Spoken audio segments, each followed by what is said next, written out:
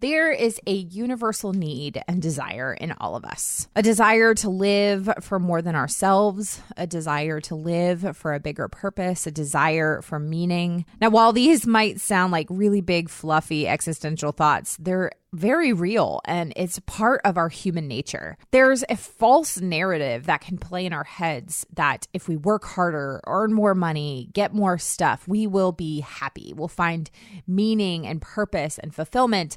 But my guest today is actually here to debunk that false narrative and share her incredible wisdom of what we as humans are really searching for. Welcome to Business with Purpose. I'm your host, Molly Stillman of Still Being Molly, and this show is all about bringing you the stories behind the brands, companies, and small businesses that are changing the world. Each week, I interview an entrepreneur, a CEO, a nonprofit director, community leader, or just an incredible person who is trying to make a positive impact not only through their personal life, but also with their career. My goal is to show you that no matter what you do for a living, you can make an impact wherever you are. My guest this week is Meredith McDaniel, a licensed professional counselor and owner of her private practice, Milk and Honey Counseling. She is a graduate of the Gordon Conwell Theological Seminary. She has also served on staff with Young Life and as the lead counselor with Inheritance of Hope. And she is a brand new author of the book In Want and Plenty, Waking Up to God's Provision in a Land of Longing. It actually releases next week, January 21st, 2020. I'm going to go ahead and say it right now. You need to pre-order this book right away. I've already actually had the chance to read it, and it is incredible. Now, Meredith says that she feels called to sit with and listen to the stories of women and men, helping them discover who they are and experience life more fully. She enjoys entering into the quiet places of people's lives in a safe setting to offer hope and help others taste of the land of milk and honey. Today's conversation was so refreshing and encouraging and challenging, and I know that you are going to be blessed. So, without further ado, on to my conversation with Meredith. Meredith, I am so happy to have you on the show. I've been looking forward to this for so long. How are you today? I'm good, Molly. Thanks for having me. I'm really looking forward to chatting. You are just someone that I admire and I love. You're just one of those people that when I follow you on Instagram, you're just so, I go to your account for like feelings of serenity and peace. So when I found out that you were coming out with your new book, In Want and in Plenty, I just immediately was like, I can't wait to read this book. This is a book that I need to read. This is a book that I know that so many of my friends will need to read. And so I just really am looking forward to kind of diving a little bit more into what motivated you to write the book and all of that. But before we get to that, I'm going to have you do what all my guests do, and that's give us the Meredith 101. So who are you and how did you get to where you are today? Sure. And Molly, thank you so much for those kind words. I'm glad that my Instagram space is a place where you can find some serenity because I post it in a time when I really need that, and I just can't help but share it with other people. I love that. So I'm glad that you have found that there. Well, I am a licensed counselor here in North Carolina, and my husband and I and our 3 kids live just north of Charlotte, and we actually do a few different things. So my husband is on Young Life staff, so we kind of run the area up here in this area, and I have my own private practice called Milk and Honey Counseling. And then all of our kids are elementary age, so you can fill in the dots there. It's pretty much a full life that we are living right now. It feels like we have looked up and a decade has gone, and we are just trying to figure out what is the next decade supposed to look like. Yeah. Now you are obviously, like you said, you're a licensed counselor, but you also went to seminary. Now, how do the two relate? Yeah, that's a great question. Yeah, so I went to Gordon Conwell in Charlotte, North Carolina, and it was a Master's of Christian Counseling program. And so we kind of have some foundational Bible core classes that we take, but most of the bulk of my program was focused in psychology and kind of integrating Christianity and psychology into one.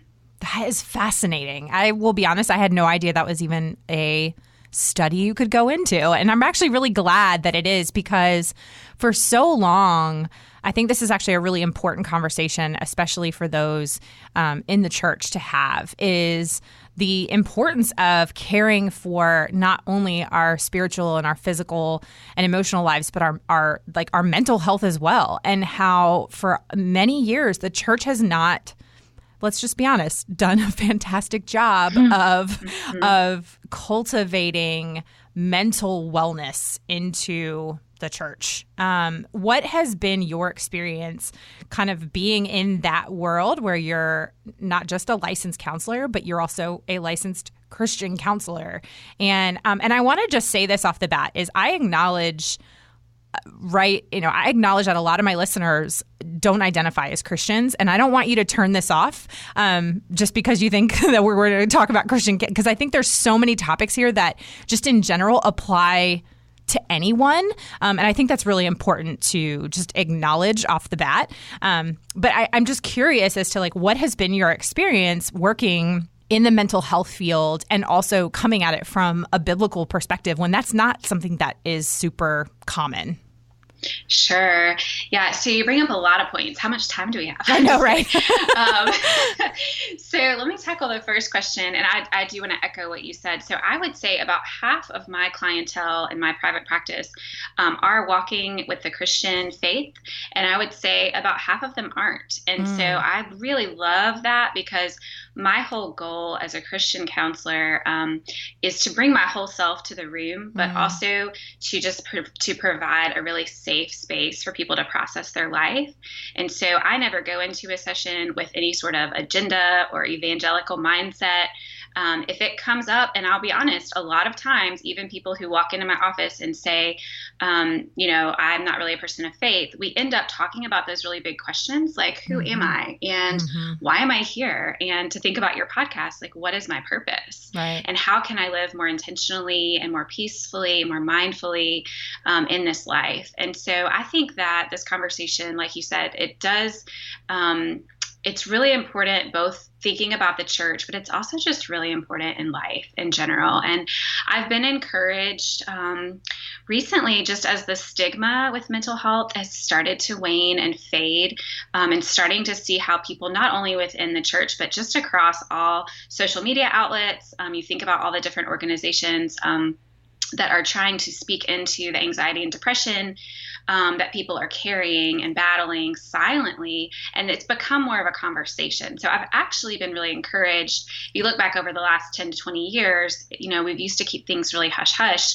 And now we're on podcasts, and we're reading books, and we're hearing things on Instagram and Facebook about how we need to talk about our struggles. So I'm in a good place with it. Honestly, I think we can always grow. I actually just met with a local school here that is wanting to bring me in as a school counselor, school-based counselor, not a guidance counselor, but once they've sort of hit their ceiling of guidance counseling, then I could come in and do 50-minute sessions with students because they want to kind of take away that barrier of people having to leave school and miss tons of school and then have to come back in. So I just right now, today, in this moment, am feeling like I'm proud of us for going there. Yes. And I think that, we are in a space where people are more open to receiving counseling. I mean, when I was in middle school, I 1000% should have been in counseling. And there was such a stigma around it that I was like, I don't need that. Like, I'm not going into counseling. In high school, I'm not going into counseling. Like in college, I'm not going into counseling. You know what I mean? So like that just, it just was not something that it even occurred to me to be. No one encouraged me to do it. No one talked about if they were in counseling. It just wasn't something that I think was on the table as a topic of conversation. And so I'm just so glad that we are in a space where we can have those conversations and there's not as much shame attached to it. And that's very freeing for a lot of people. And I'm really encouraged too to hear that half of your clientele is do not identify as Christians, because and that just opens up the opportunity for so many conversations. And that actually leads to a really kind of interesting segue to a question I wanted to ask later, but I'm going to go ahead and ask it now because you kind of brought something up that triggered that. But one of the things that, obviously, spoiler alert, we talked about this at the beginning, but your first book, In Want and in Plenty, Searching for God's Provision in a Land of Longing. That I said that right? You're close. It's waking up, but it's Waking also up. searching. It's both. It's really both. I'm like, I was like, I'm going to totally screw this up. You did great. And it comes out next week. So January 21st. So make sure to pre-order it right now. I'm just going to go ahead and say that. But, there's this really common story that ties all of us together. And it's that we want more, like out of life, out of ourselves, out of our relationships. Like we want more, and we're desperately searching to find it. Like we're looking for meaning, we're looking for purpose, we're looking for, like you said, like, why am I here? And what is the meaning of life? And those are questions my 6-year-old always seems to have, like, right at bedtime. Like why they're like always at bedtime. So convenient always. Yes, every time. But this really is a universal feeling, whether you're a Christian or not. Whether you identify as an atheist or an agnostic, or you come from another religious background, like this is a universal feeling. And so for you, like, how have you seen that play out among people in your lives, like through clients, etc.? Yes. So I love that you're saying this is a universal ache and longing. I like to call it a yearning. I think some of us feel it on a deeper level than others, but I think that it is a universal feeling. And so I meet with people all week long, whether it is in my counseling office where I am right now, I'm looking over at my couch where people sit and sometimes lay down, which I love it when people feel comfortable enough to lay down. That's amazing to me.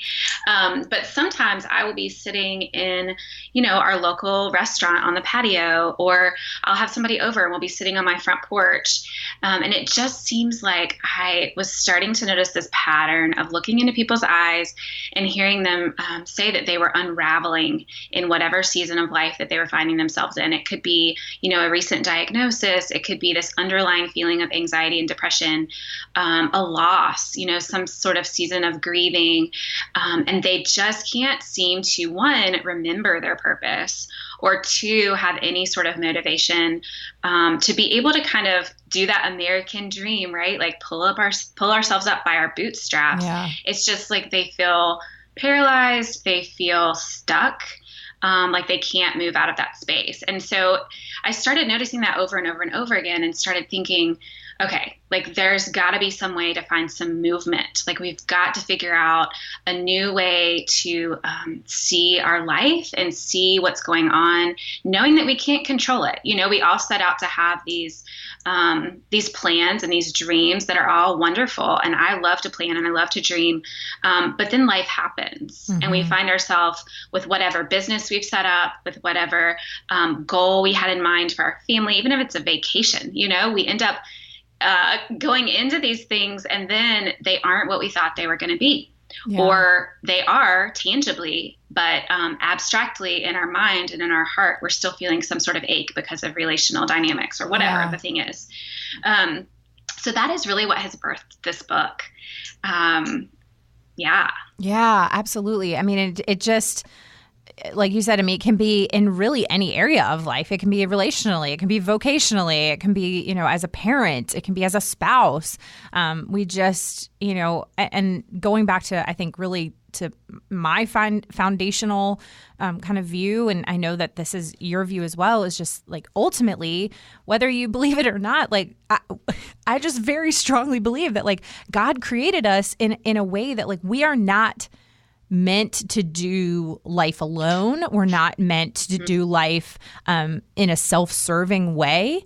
And so he created us with just this natural, innate desire to search for something. And one of the things that's really interesting that you have woven throughout the book to kind of relate to the story of today is connecting it to the story of Moses and the Israelites in the Old Testament, the Exodus story. So it's sort of this like unifying thread of, their plight and their moaning and their groaning, and like, we just rather would go back to Egypt and be slaves again. Like, why did you take us to this desert? And like, this is miserable, and they're just 40 years of just so much complaining out of the Israelites. And then so often if I'm in that part of the Bible and I just my nature is to scoff at the Israelites and be like, gosh, you guys are so whiny. And then I realize that I do the exact same thing. Oh yeah, me too, girl. Me too. I just do it in a 2019, 2020 context. So Exactly. I want you just to kind of talk a little bit about that. So like, how does that really, how do you see kind of the entire Bible, like connecting us into a grander narrative? And like how did the plight of Moses and the Israelites really connect? How does that connect to us today? Yes. So I feel like we could potentially lose people at this point. So I just want to say, if you heard the words Old Testament, you heard the words Bible, and you're just thinking, okay, moving on to the next podcast, I would just say, hold tight for a second, because it's mind blowing when you start to look if you can zoom out for a second and just look at, like you said, the grander narrative of the Bible. There is so much abundance that I overwrote my book by 30,000 words, which was very painful in the editing process. However, there's just so much to say, because there are echoes of Exodus just kind of resonating throughout the scripture, all the way from the beginning of Genesis to the end in Revelation. We get to see God's hand and kind of trace it throughout so many different stories and narratives. And since I said earlier, as a counselor and as somebody who does ministry and just hangs out with my people on a regular basis, I get to hear stories all day long, and I can't help but compare those to the story in Exodus, because, like you said, they literally were enslaved, and they were building these, huge pyramids for the Pharaoh, who was basically like the leader at the time. And, they were just mindlessly working. And I kind of compare it to like our 9 to 5, like to bring the ancient to modern day. We get up every morning and we're scrolling through our phone before we even put our feet on the ground. Our mind with our to-do list is already running. And I'm so guilty of this. Like, I'm talking to myself right now. I struggle with this every day. We're not breathing, we're not eating, we're not sweating, we're not drinking enough water, and we're not connected to people in a real way. And so we really are like the Israelites. We're like other characters in the Bible that were wandering around in a wilderness for years and years and years. Our mouths are dry and our stomachs are rumbling, and we can really, really relate to the people back in the story of the Exodus and throughout the Bible, I think, in a really fresh way, if we really take a deeper, closer look.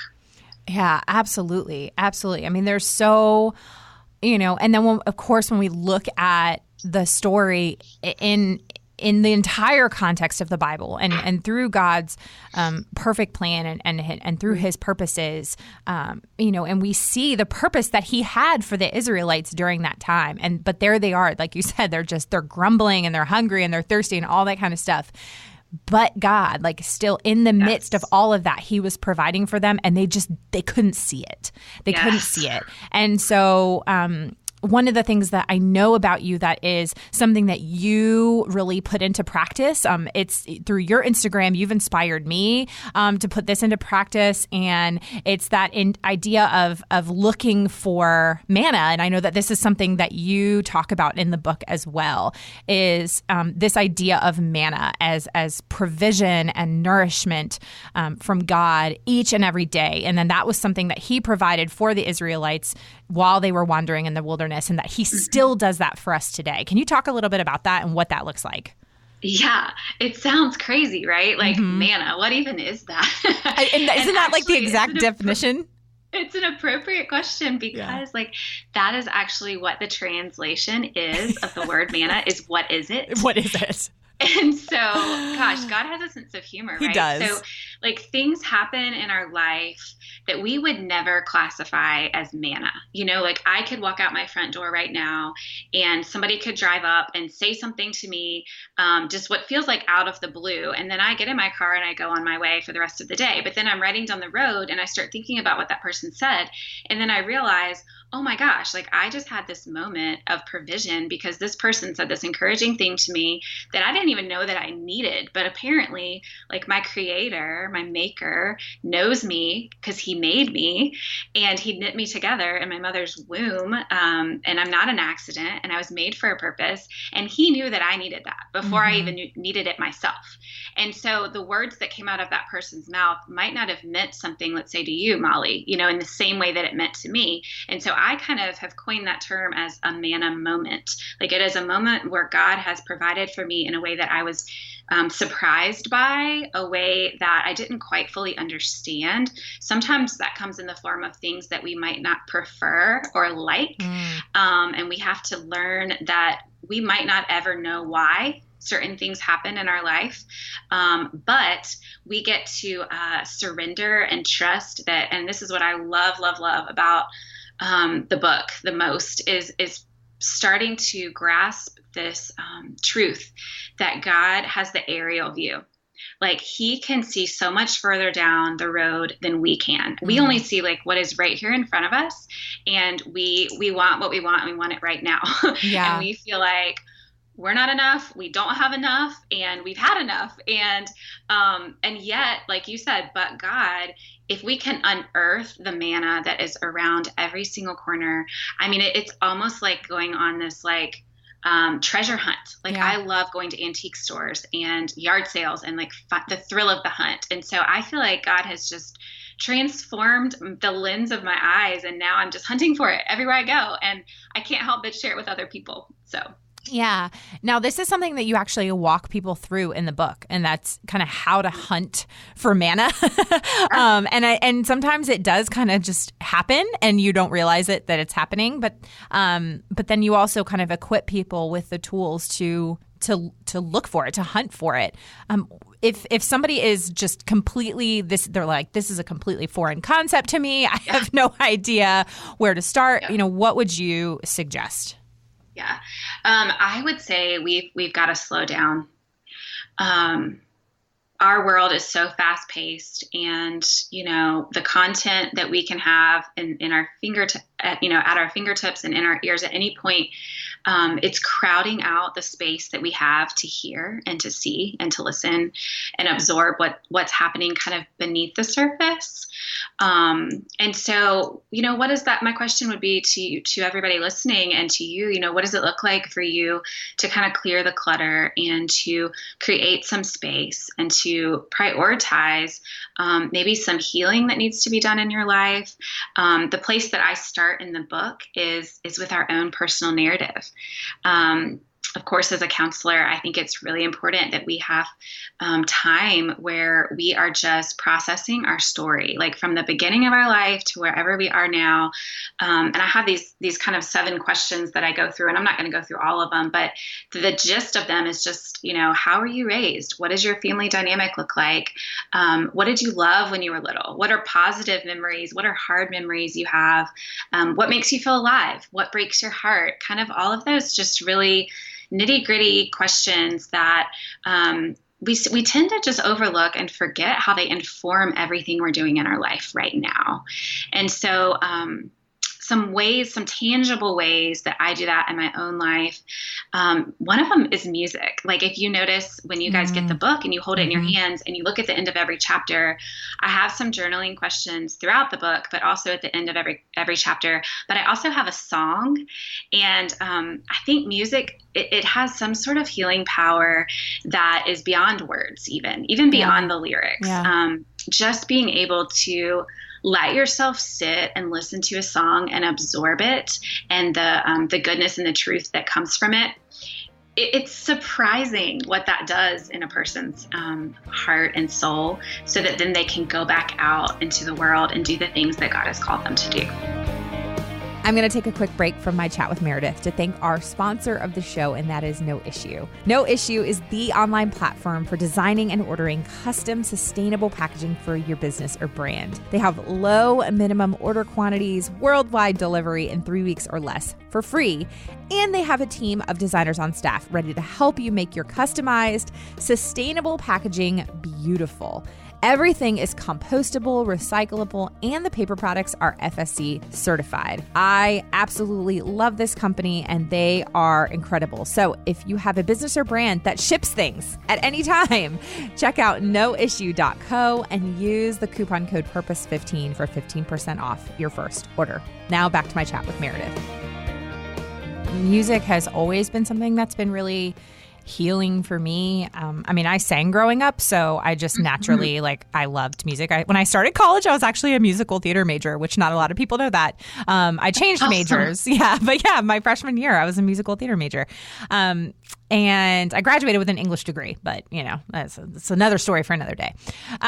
But music is so healing, and we can see so many examples. I mean, there's literally something called music therapy. I mean, where people use music as a form of therapy, a legitimate science-backed form of therapy. And then we can also see so many examples in the Bible of how worship and music and song and dance was used to bring praise, to bring healing. I mean, the Psalms is just basically one entire, incredibly long book of the Bible that is, broken down into quite literally over 100 different songs, and how that was so healing for the writers of those songs and those Psalms. And so I love that, because it is, for me, music has just always been something that has been healing to my soul. And my listeners know a lot of what I've been through over the last 2 years, and just in general, I have found that I'll create, different Spotify playlists. And I will just, in those moments, there are certain times where I just need to put on a certain playlist, and I need to close my eyes, and I need to just let that song just kind of breathe over me, if that makes sense. Yes. And so I love that you included that, because that's something that so many people need. And how often, we are constantly, putting, podcasts, and don't get me wrong, I love podcasts, obviously. I host one, and audiobooks and all those kinds of things in our ears, and we're constantly consuming information. But man, music just has such a different healing capability. It really does. And I would say, so much is happening in our body in that moment. And we're very disconnected from our bodies in general as a people right now in life. And so anything that grounds you and kind of calms your whole system is really going to be helpful for anxiety and depression. And I believe we all have a low grade, version of anxiety and depression, just because we live in a broken world and we have broken bodies. And so anything that can be soothing. And so if music isn't your jam, some, no pun intended, some other things, could just be getting outside, even if it's 5 minutes, or parking further away from your location so that you're walking and moving a little bit more, because we're all sitting in our desks, or we're riding in our cars and commuting. And so anything we can do to move, and like I said earlier, sweat and eat well, all the things that we're putting in our minds and in our bodies are going to directly impact the input and everything else that comes out, and informs the work that we will do. So if we want to have success and we want to be living our best life, we have to start, kind of with our whole being first. And I love what you just said, just talking about how really focusing on our physical health too, and just exercise and eating right and all that kind of stuff. I spoke at my church a couple of months ago, and was kind of doing a teaching on Hannah in the Old Testament. And I was talking about Hannah's just example of how she led by example, and how prayer really marked her life and Samuel's life and her whole story. And even if you are listening and you are not familiar at all with the story of Hannah, I talked a lot about how, we can read this story and we can just think that this was like she prayed a prayer and boom, her prayer was answered. And if we actually break down the scripture, like that's not how it was at all. Like she spent years and years and years and years going up to the tabernacle. She was barren. She couldn't have children. She's dealing with a second wife because her husband's got 2 wives, and she's got all these issues, but she has been pursuing an intimate relationship with God for years and years and years. And this is during a time in Israel when people were far from God. It was the time of the judges. Like people were just doing whatever they wanted. Can anybody relate to that right now? Like people are just like, but she was consistently pursuing an intimate relationship with God. And so when the time came and it was time for her to really give up control over to God and to lay down her situation at his feet, whether or not he was going to answer her prayer, she was ready. And I kind of equated it to running a marathon. And you can't just like wake up one day and you can't just be like, I think I'm going to run 26.2 miles today because you would die. And so it takes training, and it takes fueling your body with the right foods and making sure you're getting enough water. And even during the marathon, you cannot complete the marathon on your own strength, because you have to kind of along the way, you have to get a banana, or you have to get some Gatorade, or you have to get some water, or take a goo packet, or whatever it is. Like you have to fuel up along the way. And that's basically exactly what life is, and how you can't just expect to get in better shape if you never go to the gym and you eat leftover Reese's cups from Halloween. So like, how are we going to expect to get closer to Jesus and grow stronger in our mental health and in our physical wellness if we're not taking the time to slow down and to pray and to read his word? Like, what are we fueling? Like, if life is a marathon, like what are we fueling our bodies with? Are we fueling it with trash, or are we fueling it with God? You know? And so I think it's so relevant, because it's something that, again, everybody goes through it. Everybody goes through it. And we can feel so overwhelmed in life if we just were to look at all the things that we have to do, or all the things we even want to do. That's where we get paralyzed, in the overwhelm. Yeah. And so my hope is that if we can lean into something greater than us, for me, it's God. And it sounds like, obviously that's for you too, Molly. Then it is not in my own strength. And that gives me hope, because gosh, if it was going to have to be in my own strength and I was going to have to figure out a way to make all of this stuff happen, I just know that it wouldn't. And so because I am relying on something moment by moment to sustain me and provide what I need, I can just take one step at a time, and I can breathe deep in the process. And it is a lifelong journey. And I love that you said that. It is not, I say in the book over and over, like if you're looking for a formula or a kind of step-by-step process, which is what we all want. I want somebody to give me that too. Like, give it to me. Where is the rule book? I have found personally in my own life, and I've seen it time and time again with my counselors and with friends and family, that it's just more of a mystery than that, this whole life thing. It is, it's a case-by-case basis based on our own personality and who and how we were made to be. And if we're disconnected from the one who made us, it makes sense that we would be kind of walking around feeling a little bit disoriented and asking all of these questions of like, why do I feel the way that I feel? And why can I not find my purpose? And why can I not get the things done that I want to get done? Why do I feel this way?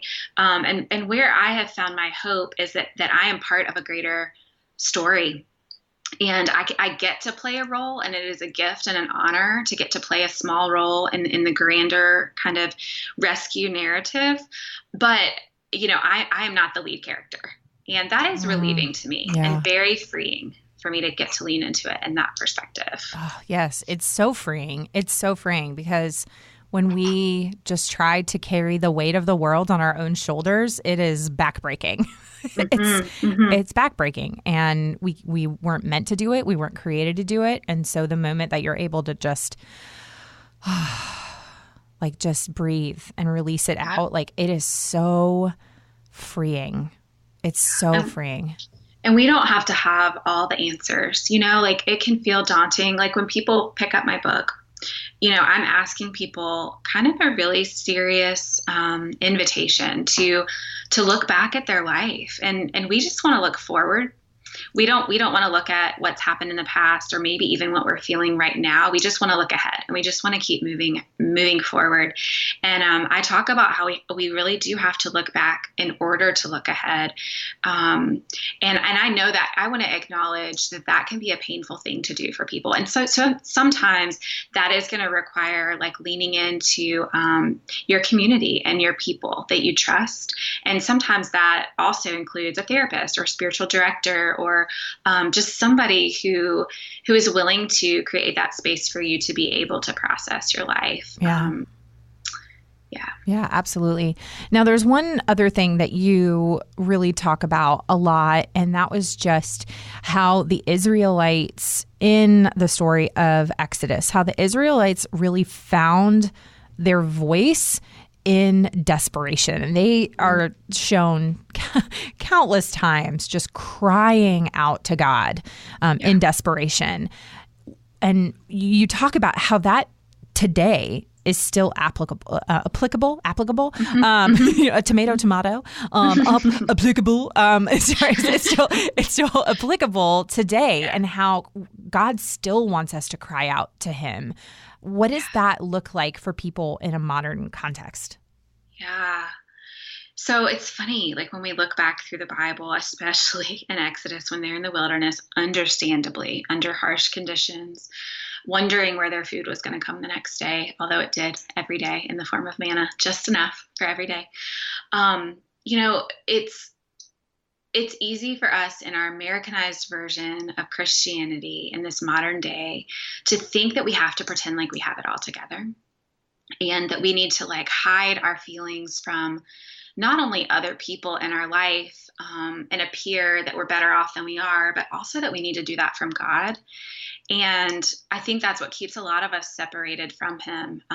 There's days where things happen in my life that I'm pretty mad at Him. And I'm like, dude, if you're in control and you've got the whole world in your hands, like, why does it feel like I'm slipping through? And, there was a time about 7 or 8 years ago when my two youngest were 18 months apart, and the youngest was 3 months old. So, one's like still in diapers. I had another, older one, and then one I'm nursing, and just trying to survive every day. My husband's doing full-time ministry with Young Life, traveling a ton, and we're just, just feeling at our wits' end. And then you kind of infuse some imbalancing of hormones into the mix of all of that. And maybe some of you guys can relate that are listening. And I was just all over the place. Here I am, a counselor, the area director's wife, somebody who should be fine. I should be okay. I should be able to handle all this. And I couldn't. And that is what really planted a seed for this concept of this book. Is I was desperate, and I was in a place of not being able to manage my life on my own, which I would really have liked to have said I could have done.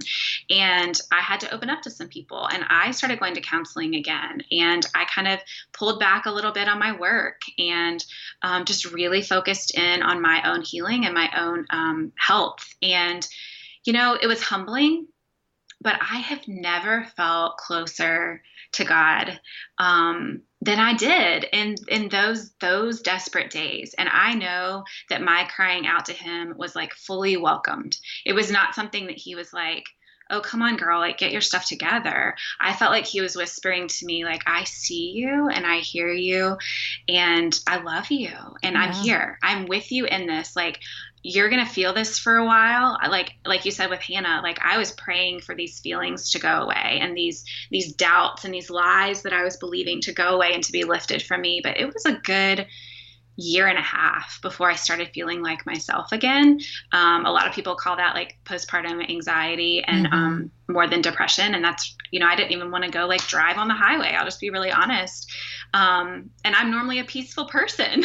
Yeah. So it's a real thing. Things come into our life for seasons, and it requires us to surrender and trust that God is going to provide what we need, even when it feels like our prayers aren't being answered. Yeah. Oh, man, I can echo those sentiments so much because, I mean, I know that for me in my time of like pain and suffering and grief and sorrow, like my faith and my relationship with God and my ability to let go of control over things in my life has never been stronger and better than it has been in the last 2 years. And I have said this a lot in the last year, especially kind of in the aftermath of everything that my family and I walked through. And I've just said, you know what, like, even if I never get an answer as to why I lost pregnancies, or even if I never get an answer as to why we walked through all this other stuff during that time, like if the whole reason for it was that God was like, I'm going to use this to bring me glory, like not me, Molly, me, God. Like if God's going to use this to bring him glory, and if he's going to use this to strengthen my faith and my relationship with Jesus, then like, that's cool with me. Like, and there's a lot of people that are like, that doesn't make any sense. And I'm like, I'm aware that doesn't make any sense, but it's a peace that surpasses all understanding. Just as we read in Philippians, like the peace that I have and the comfort that I have in my relationship with God and how that has impacted my life. It is something that it can't be explained in any other way other than through my faith in God. And so you're right. Just like it was in those moments of crying out to him and being like, what in the world are you doing, Lord? And him just kind of quietly whispering, just trust me, just trust me, just trust me. Like, and also feeling those moments of like, he feels what I feel, and he grieves when I grieve, and he laughs when I laugh, and he doesn't rejoice in my suffering. No, he doesn't. And so that is just such it's been such a comfort to me, and I just know that this is also something that I know that so many people who follow you on Instagram or read your book or however they connect with you after this podcast, or just in general, if they don't listen to the podcast or whatever, how, you know, that this is something that you continuously share about and you walk out in your own life. And it's just really inspirational to me. And I know it will be to so many other people. And it's just such a gift that you're taking those gifts and those skills that God has given you, and you're using it to bring glory to him and to serve others. So I love that. And I really appreciate everything that you do and how you've walked that out. So, I mean, I don't really know what the word is. Like the first one that came to mind was elegantly. Like you've just very elegantly walked that out.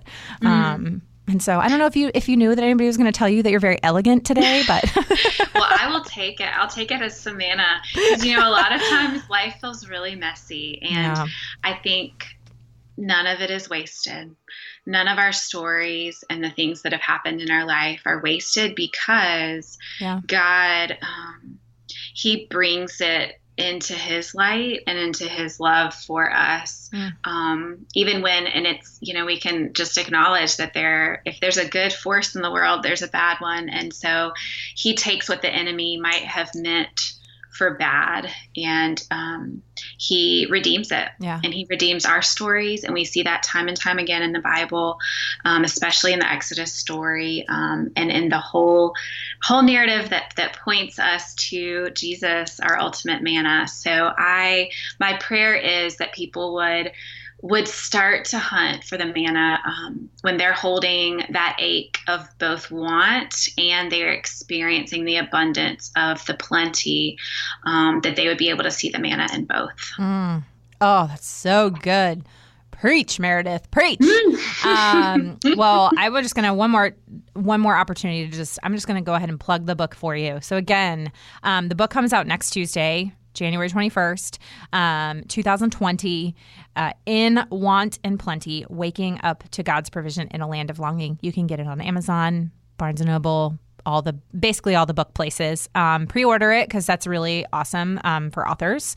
Pre-ordering is super important. So if you can do that, go ahead and do it. I literally pre-ordered my book, I think, like the day you were able to pre-order it. So it's been sitting in my Amazon open orders for quite some time now.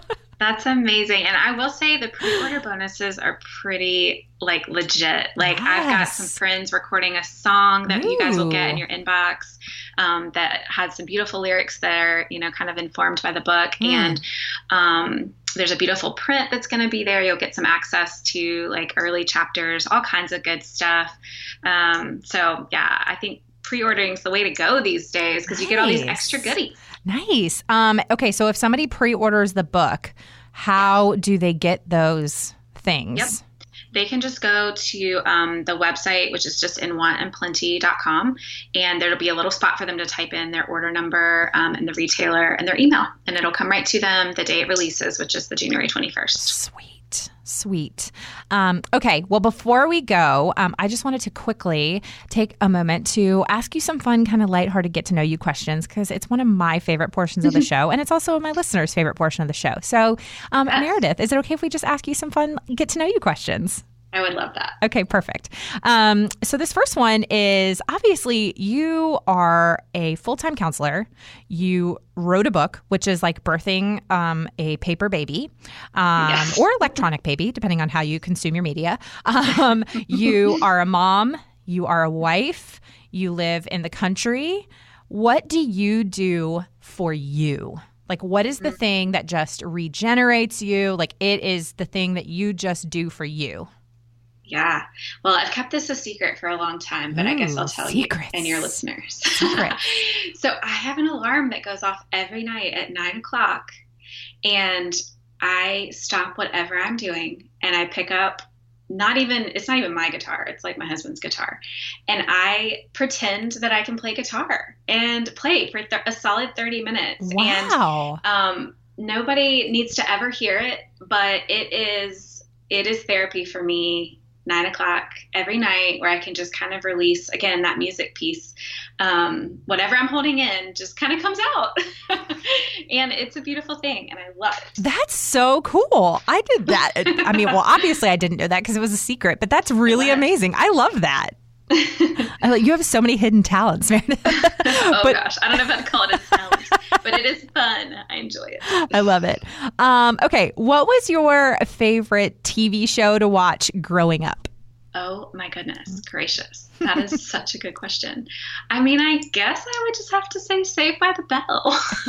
Yes. It was just classic. And every day when I got home from school, I would like get some random snack and just watch it for a good 30 or maybe an hour.